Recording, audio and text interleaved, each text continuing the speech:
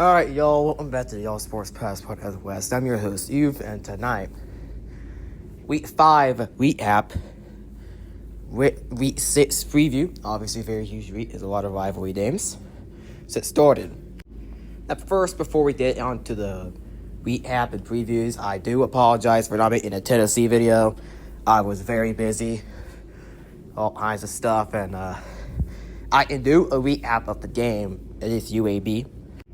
So, obviously, last Saturday, Tennessee beat UAB 56-24 at home, and they wore the all-oranges, which, honestly, I've seen that combo too much in person. I've seen it like 2 times, 2021 against Pittsburgh, and 22 against UC Martin. So, I'm glad I did that one, and I'll be doing the New Mexico State instead, where they will be wearing their special smoky gray jerseys. But for some odd reason, they're wearing all-orange again at Mississippi State, which obviously will be covered on the North Channel, but I think that's a very weird thing for Tennessee to do. So, first, we're going to start with Oliver Springs. They beat Greenback 35-14 at, I believe, Greenback. And that is the ace. Up next, they got a home name. It is Rockwood, which, as you know, Rockwood just beat Harriman big on TV. Which I'm pretty much surprised that was a TV name. But of course, Oliver Springs coming under this Rockwood, who just had a huge win over Harriman. Should you be worried? Not really. It's a home game. And Rockwood only beat Harriman. I thought Oliver Springs winning this game. Not by a lot, though, as he usually do, but they're still going to have a pretty good fight against Rockwood, and they're going to win. Up next, we got Oak Ridge, and then their first region name, it is Cleveland. They found a way to do it. They found a way to get the job done. Did win for Oak Ridge. Final score was 35-7.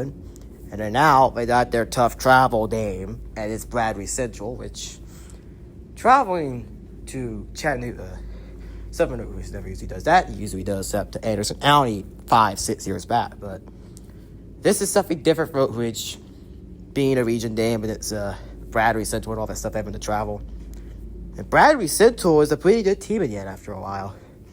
So, this is a very anticipated game. And I must say, this could go in the favor of Bradley Central.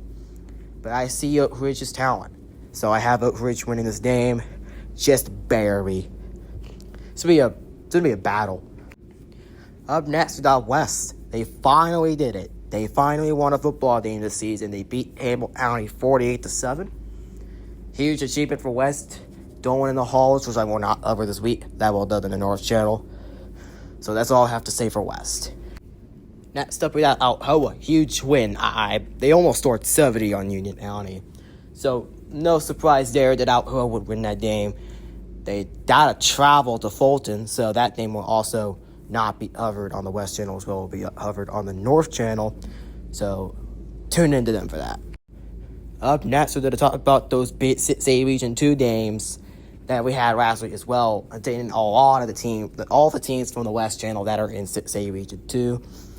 So there's like 5 of them. I mean, all I do is cover 6A for some reason. Anyways, Farragut Maryville. That game did not end well for Farragut at all. It actually, the last 2 games, they actually had a chance against Maryville. This one, they didn't. Maryville stays with a win 42-17, and I can't say it stayed. I say they dominated against Farragut 42-17 at home. Pretty huge win for Maryville, to say the least. Farragut, they're still winless. Going into their huge rivalry game, which there's another winless team that we are going to talk about. We'll talk about that winless team, their game last week first. This is going to be a pretty shocking game that I'm going to cover. And that game is Bearden and Hardin Valley, which is Hardin Valley's homecoming. And this may be the most surprising result that we'll ever see in Hardin Valley and Bearden's schedule this season.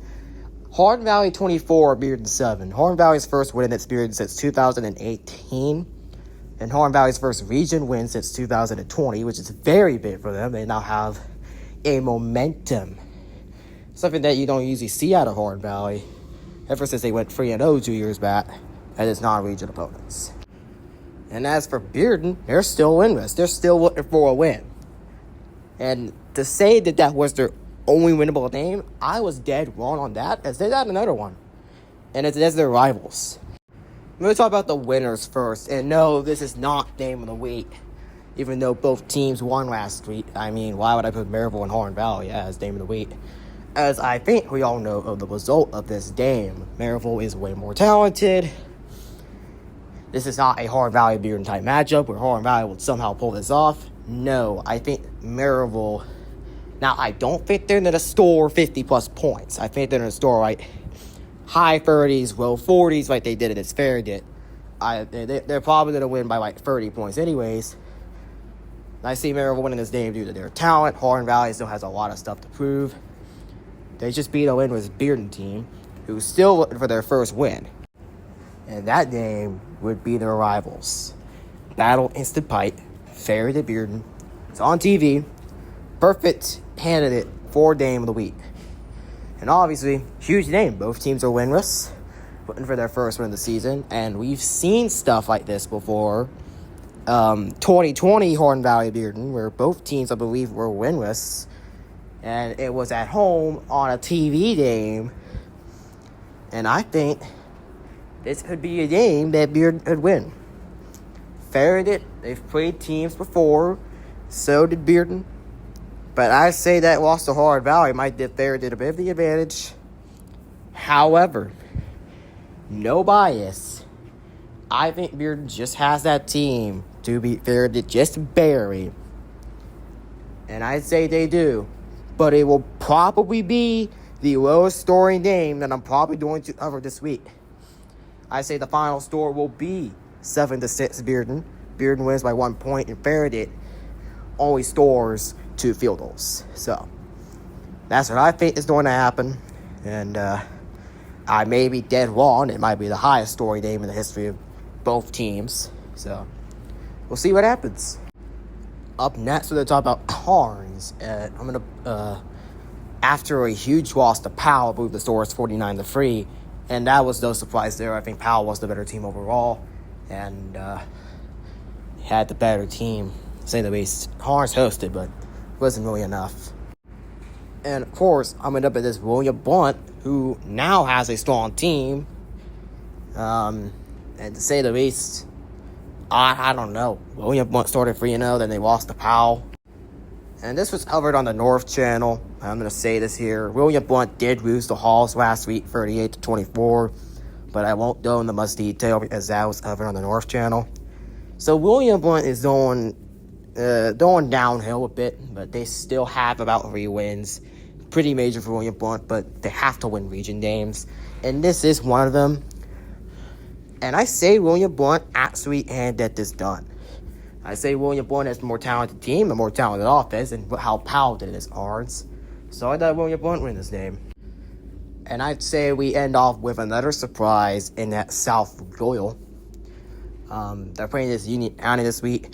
To tell in more detail about the North game, South Doyle beat Gibbs. That's crazy. I didn't see that happening, but it did. And that gives South Doyle momentum under this Union County, which I think they will also win as well.